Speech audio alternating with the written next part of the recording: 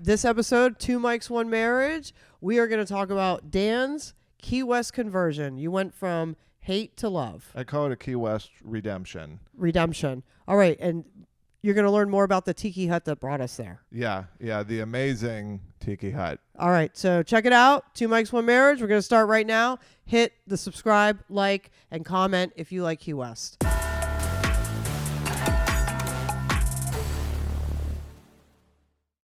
All right, keeping it going. Two Mics, One Marriage. We're here. We're back. We be traveling. We be traveling. Yeah, this is like another official Travel Jerks approved episode that we're about to do. Throwback again. Well, it's one of those things. It's like, we're going to keep traveling.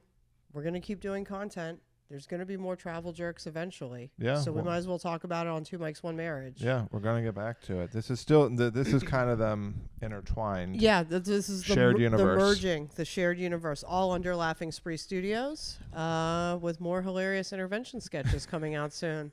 So see how we wrap that all together? That, my friends, is cross-promotion. That's right. So hit that subscribe button, like something, comment if you've ever been to Key West on this video, because we're about to talk about not all things Key West, because we've touched on it before. We even have a Key Largo Travel Jerks video. It's actually pretty good. You should check it out. Yeah. Dan has a riveting review on a butterfly garden that everybody should see. Let's say scathing. But I was trying to keep it ambiguous, so they were surprised. Well, no, I think people need to know about it. Okay.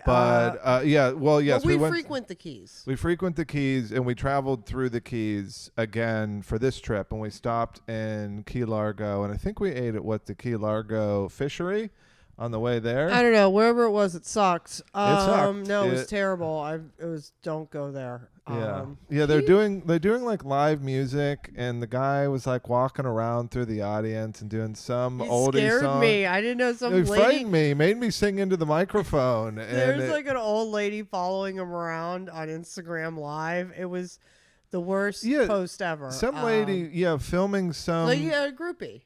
Like old band doing cover songs in Key Largo, and she's recording the entire thing on her phone. That's something people have to see. Well, that's something you're going to rewatch. Well, hey, that's why cover we're going band live right now. YouTube, shout out behind the scenes. No one ever cares. rewatches that. There's no reason to post it. But either way, that was a fail. But okay, so let's take it back. This was the selling point that I really had to work out for our situation.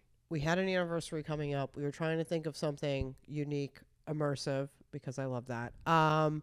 And I remembered tiki huts we saw in the middle of the ocean on the way back from a snorkeling excursion in Key West. But Dan hates Key West. Yes, and I would like to take a moment to apologize to the people of Key West.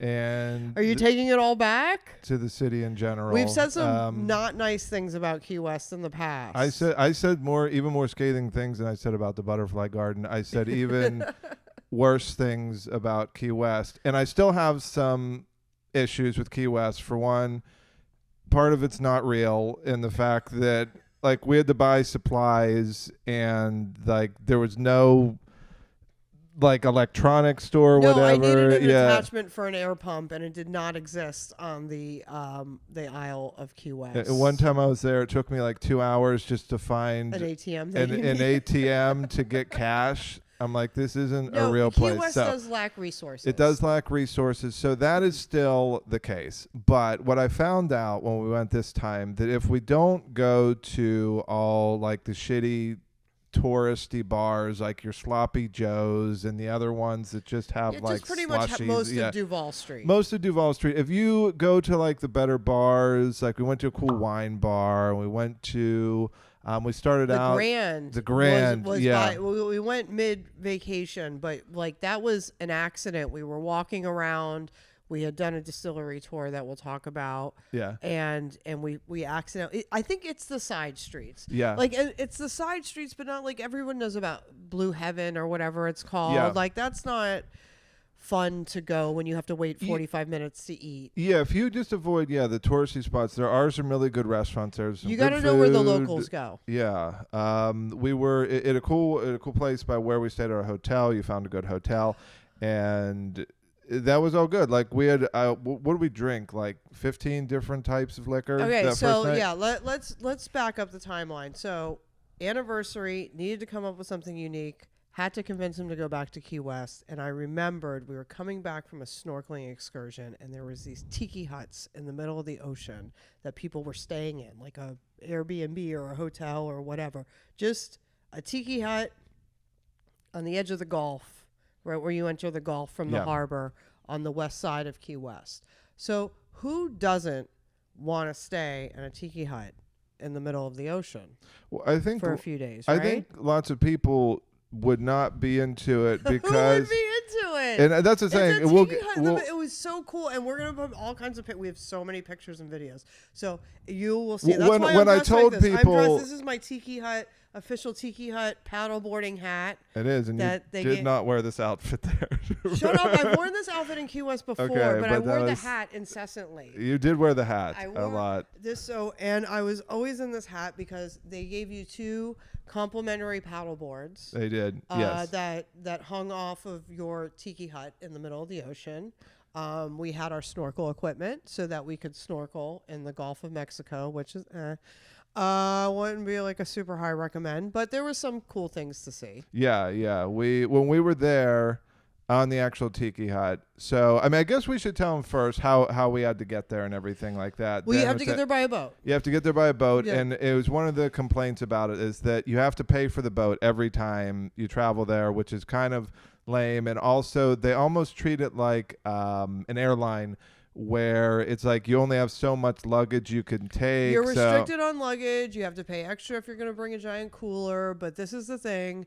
We were staying in I would say like it was luxurious except for the bathroom, and we'll get to that. But outside it was, some kind of like cross between a luxury like glamping cabin and like an RV. Yeah. Out in the middle of the ocean. Out in the middle of the ocean. We did the Grand Tiki, which is the nicer of the two. So and you get a small refrigerator. You get a small refrigerator. You get 1 Keurig, but you have to bring your own pods. So that's important to know. If you're going to use the Keurig coffee maker on the Tiki Hut, bring your own pods, which I brought. Yeah, and this one, the Grand Tiki's a little bit more secluded too, because it's further away from the shore. It's further away from everything. Where the regular, they have 2. They have 2 to choose from: a Grand Tiki and a regular. Whatever the regular pedestrian plebeian Tiki Hut that's off in the distance. That's by the. It was like a luxury yacht had set up near it. It didn't. It looked really crappy, but we weren't. Thank God, we weren't there. Yeah, you could. So we're in the middle of the ocean. The boat takes us out there. This is the thing. You have to be like very mindful of your preparedness. Yes. Like this took me months to prepare. So you can't cook on the Tiki Hut because you can't do an open flame on a Tiki Hut in the middle of the ocean, which makes sense. Yeah. But then you're like limited with what you can really eat. It has to be like a lot of Uncrustables, a lot of charcuterie board. We each had 20 Uncrustables. My God. Yeah. A lot of fruit. We had tons of fruit. You made a really good charcuterie board. You got to bring your own water. You got to bring your own water. Like they have like 30 gallons of portable water, but that's not like water that you're going to drink. That's water that you're going to like shower with and flush your toilet. Right. And it's like an RV. And you had to consider what type of alcohol too. So I just got a bottle of Maker's Mark and you got like a wine bottle. Because if I got a big giant 24 pack, that would have taken up a lot of space. So you got to be mindful of how much space you have, and that like once nighttime comes, you're on the hut. You know what I'm saying? Like they did have a TV, which was super cool, and it came up from the edge of the bed. Yeah. It had some like satellite channels, but it did have a DVD player, and they had a small selection. I think you DVDs. could cast to it too, but we didn't do that. But I think that was an option. Some Wi-Fi, no streaming. So good you had signal enough. out there. Yeah, it had a decent signal because you were kind of a couple miles from the coast. Yeah, and when we went in there, like they send you this long list of instructions, like when you're big going. Big manual to stay there. Holy shit! It's a lot of reading. It's Well, you gotta know how to like start the generator, and there's like an AC, but you can only use the AC if all the doors are closed. Like there's a lot of rules. But the generator was going when we went there, so we got in. It was cold in there. My gosh, Stayed cold so the whole much time. AC. It was amazing. It was like AC in the middle of the ocean, which was super cool. And then they refill the generator, and they suck up all your waste each day. They empty the poop out. So the guy kind of roasted us for that. He was like, well, "Boy, he's this like, is it's pretty full." But then we found out he comes like, once I had a a big week. breakfast. No, Yeah. it's like they hadn't emptied it in like a week or so. Yeah, and so we just got there, so it wasn't us. But yeah. So I think the worst part. I don't know why he had to give us commentary on how full it was. It's probably pretty boring on the poop patrol boat. You know, like I guess no one dreams of that job. To be the poop boat. Well, we found out from the captain who took us out to our boat on their boats that the poop patrol is paid for by the state of Florida to just go out. This is our tax dollars. Yeah, this is our tax dollars at work. They go out and they offer to unload everyone's sewage, basically so everyone just doesn't unload into the Gulf.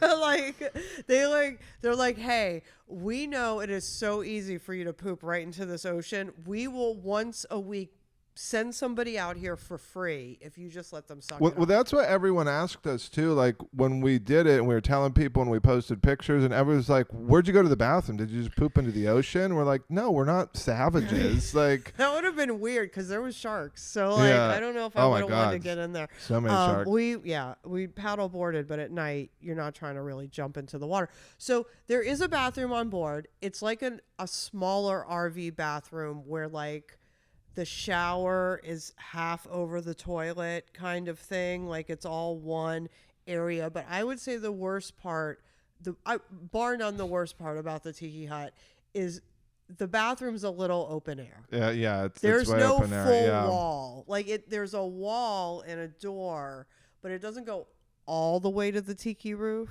Yeah. So you had to send me outside when you had to go to the bathroom? Oh, one of our producers, Alan, he's looking real uncomfortable. Yeah. Okay, so I don't know if we could have done this like year 2 of the relationship. Coming on year 10, it was like, hey, can you just go out on the porch? Right, and speaking of we've got a lot of poop content in these two travel episodes. Well, I think traveling and pooping is things that's like something that people are really affected by when they travel. Yeah. Either the accommodations or their ability to do it while abroad. Well, how nervous was I to use it in general? Because I was like wanted to make sure that thing flushed good, and I didn't know how it worked, and there was all these rules on the water tank and like. Well, like, and then it's like, hey, you go and you get flagrant and you use up too much water. Is there going to be enough water to poop before they fill the tank up? Yeah. You know, like, so you have to be really mindful. Strategic. Very. You have Every dump is a chess game. Hold on. Dan, our other producer, is losing his shit. Dan. Like literally and figuratively, pun intended. Hold up, Dan, and you can just speak up because there's lots of microphones. Yeah. Would you go number 2 on the Tiki Hut? 100%. Okay. Yeah. Okay. Yeah. High recommend. That's the thing. That's the trade-off. Like where you feel like, okay, I feel like I know I'm gonna give up something for glamping accommodations in the middle of the ocean. Yeah. Like like if you were in a real boat outside of like a giant yacht, which isn't really in the middle of the ocean, like where you slept, like you could see the waves hitting up on the side of the Tiki Hut. Like it was way cooler. It was than any kind of yacht visibility. The shower that goes over it is weird. And the first time we did it, we ran this fire drill on the shower because we were so afraid of running out of water. And you're yelling at me when I'm in there. You're running water while you're lathering. You're like shut off the water while you lather. To shut the water off while you lather and while you brush. But we actually you do not need to run the water lathering and brushing. But we found out that we were barely using any water. Like we could have been more flagrant with what we were doing. So but you just don't know. You don't know the first day. That's the hardest part about the Tiki Hut vacation is the first one. Yeah. Because I don't know what to bring, exactly what I need. You think you know what you need, but there's like a manual. So now that we've done it once, I would feel way more comfortable going back and knowing exactly how to make it even more ideal than it was the first time. Yeah, and even the first night when we got there, the first night we were way more cautious with everything. We were a little bit more what's the word, intrepidatious about going into the water. I mean, we still jumped in, we still paddled around a little bit. We went out to one of the abandoned boats, but we weren't as bold going in. By day 2, we thought we were pirates on the ocean. Oh yeah. We were ready to take everything on. We were gonna paddle a mile on the paddle boards through the channel to get to a wrecked ship that we heard had a snorkeling, like a coral reef and a wreck behind the ship that we saw. So we headed out, and I thought I did something really cool. I had brought a raft with us, so I put all of our snorkel equipment and our dive flag in the raft, tied it to my paddle board. Yeah, we thought and towed it. Like I'm gonna tow it out to the site, right? Yeah, no, we thought we had this all under wraps. We thought we were just going to paddle out there. We knew about all the different channels from what the guy told us. And we had kayaked before. We're big kayakers. We own kayaks. We had never paddle boarded, but we were both pretty good at it. Yeah. I would say they're not as nimble in the water as a kayak is. No, you can't go nearly as fast. And that's what we learned about a mile in, approaching the boat channel. Right before the payoff. Yeah, it got a little dicey. So we are going, and it's a little stressful because there's, we're constantly watching for jet skis coming by and boats going through the channel. And then what happened was we're about 3/4 of the way there, and we noticed that. Well, first of all, you complimented me. We were halfway there, and you were like, man, I can't believe you thought to bring that big raft to hold all our stuff. That's so smart. Yeah. And I was bitching because I was like, yeah, it's smart, but we're going against the current, and I'm dragging a raft and towing it on my paddleboard, and it's like harder to paddleboard that way. I'm not getting as far as I normally would without dragging a raft.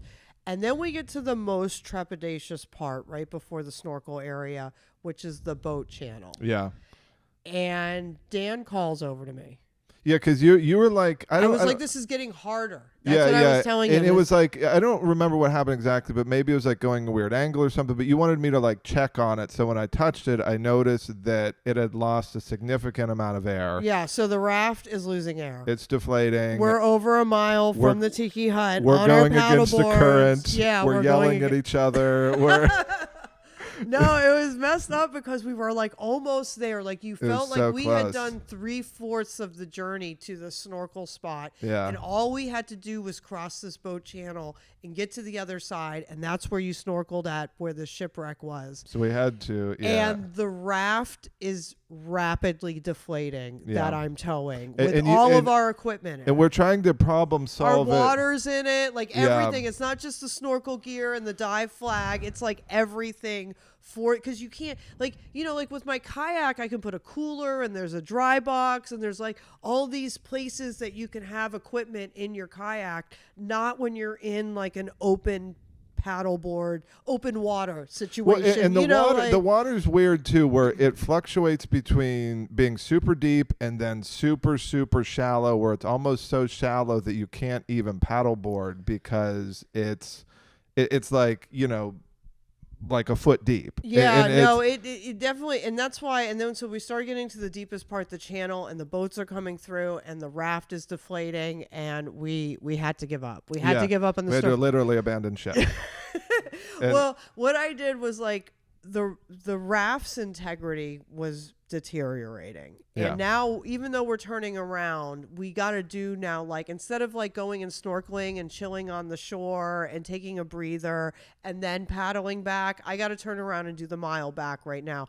So like I couldn't drag it anymore, so I stopped and I pulled the rope. Like I brought the raft up on the back of my paddleboard, so like all the equipment weight was now on the back of my board, and we just paddled back. It took a like little that. bit, but God, we needed a drink after that, right? We- Holy shit. we did. We came back, and that's when we decided we were going to go back onto shore. Yeah, Then we were go gonna back. take a break and go on land for a Yeah. minute, and we decided we were like, we can get one more tour in at the distillery. Yeah, which was cool. By the way, don't take the fucking tour, which we did not. The distillery was cool, but the tour seemed really boring. Yeah, and pointless, they have like a but rum distillery in like the little The rum marina tasting. area. Yeah, and so this is the thing: the rum distillery has a tour. The tour's kind of pricey, and FYI, it's like one room.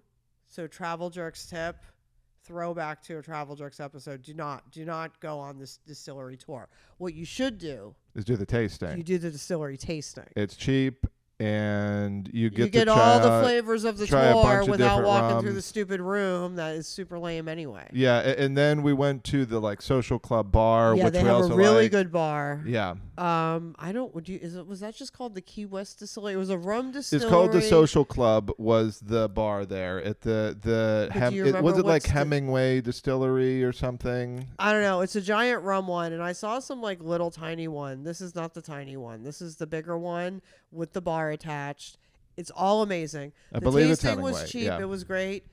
The Social Club has really good cocktails. Yeah, And that was just what we needed after paddling 2 miles round trip for no snorkeling payoff. yeah, and then after that we went to the Grand, which we talked a little bit about. Yeah, the- we found this restaurant, and they had like a happy little hour. tasting menu and an amazing happy hour, and it was definitely like filled with locals. Yeah, the good food. I got some lobster with a demi glaze, which I've not stopped talking about. I love a good demi glaze. Yeah, Everyone now knows he that can't about me. stop saying demi glaze. Demi glaze is his new favorite culinary term. Yeah.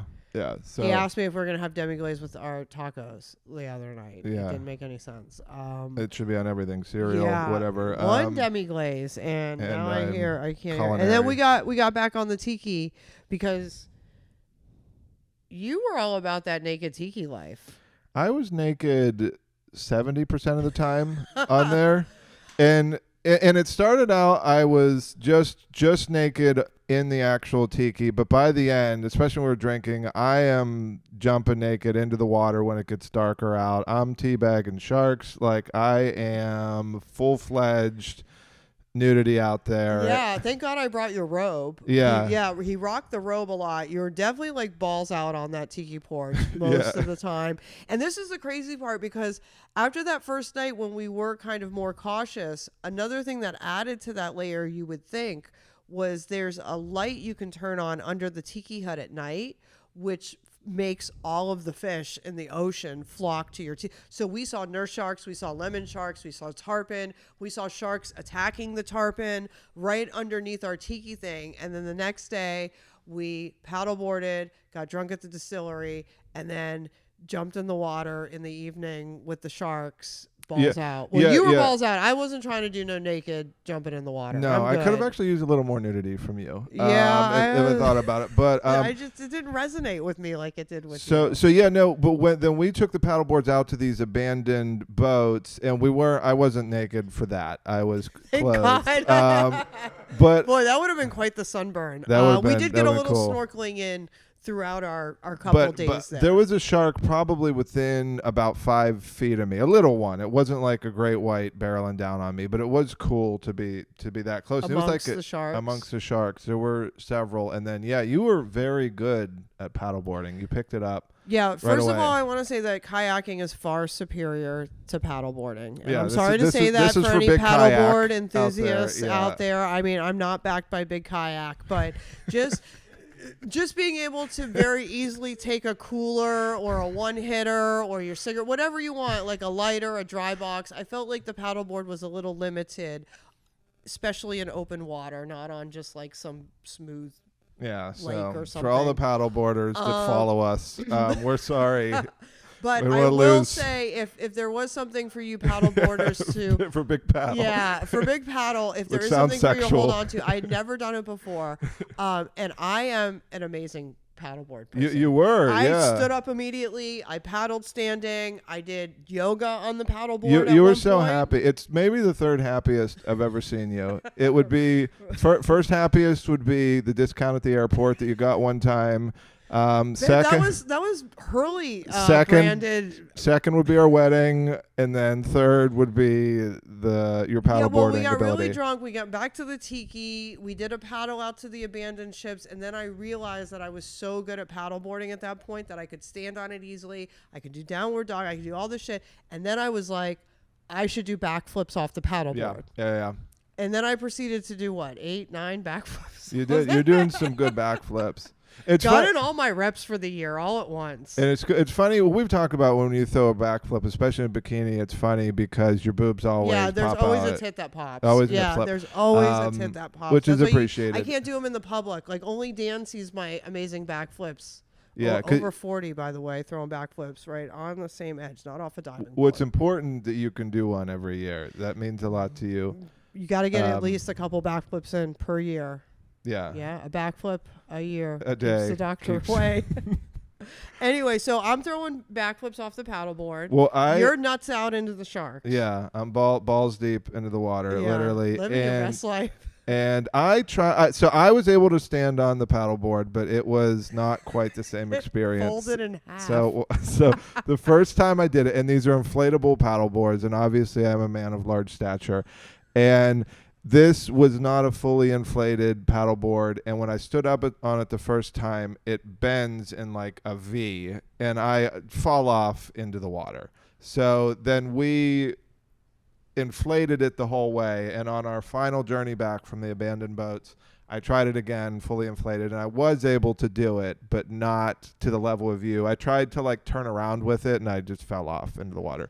But no, you clearly weren't as good. This was no hydroboarding or whatever. Oh God, yeah. One time we hydroboarded and he crushed me. I had zero hydroboarding ability. And FYI, don't hydroboard in a bikini. It's not comfortable. Yeah. But never gonna work. This was like my hydroboarding. It was, yes, right. Yes. I was like the paddleboard was an extension of me. Your feet, yeah, and your life. It's still not as good as a kayak though. Sorry. No, objectively. So go to Key West. Don't go to Duval. Don't go to anything that's a tourist trap. Try to get one of these tiki huts in the ocean, tikisuites.com or some shit like that. They don't even sponsor us, but you know what? We'll go back and do a whole podcast from the Tiki Suites. Tiki Suites, if you want to pay for that. Live, yeah. We'll put our crew in the other Tiki Suite and we'll take the grand. And when we looked it up on Instagram, obviously. Everyone goes there naked. Well, it's I like, didn't know gay that. guys. So yeah, once he was there and he was called to be naked all the time, I went to like who tagged them in Instagram photos, not their actual Instagram feed, but the tag one. The tag is naked gay guys on the Tiki Hut. It's naked like girls with their ass out. A lot of topless girls, a lot of string bikinis. I would imagine if it wasn't a 2 max capacity thing, way more porn would be filmed there. That probably like a lot of amateur porn. The lighting would be there. tough. The lighting would be tough there. It does kind be of a lot move. of natural light. To bring all the equipment out. Yeah, have to do it during the golden hour. Yeah, I'm sure it's more like OnlyFans kind of porn. But if you run a black light on that, oh my God, I can't even imagine. Thank God. But look, I'm going to tell you, we were getting off the Tiki thing, checking out. The cleaning lady was getting on. Yeah. Very regimented with their cleaning of the Tiki Hut. I found it to be 5 stars exceptional with the seemingly cleanliness. It was super clean. It was like nothing was falling off of it. It didn't look janky. Like it wasn't rusty. There wasn't patches in the Tiki. Yeah, no, I would high recommend as well. So Key West is cool if you could just like be in the middle of the ocean most of the time. I'm sorry, Key West. I was wrong about you. All right. Well, you know what we're not wrong about is the hilarity on the 2 Mics, 1 Marriage YouTube channel, podcast, comedy tour, and our Laughing Spree Studio sketches. Yep. Subscribe, comment, like, love us. all Dan the wants you to things. follow him on LinkedIn, please. Yeah, follow me. Yeah, tell us how you feel about Key West or just Keys Oh my in gosh, general. do you hate Key West as much as Dan hated Key West before we stayed in the middle of the ocean in Key West, which was the key, apparently, to Key West? Yeah. Wow. Okay. So for more insights and keys to your travel destinations, as well as just general hilarity about the things that we hate and love, Two Mics, One Marriage. We'll catch you next time. Peace out. Bye.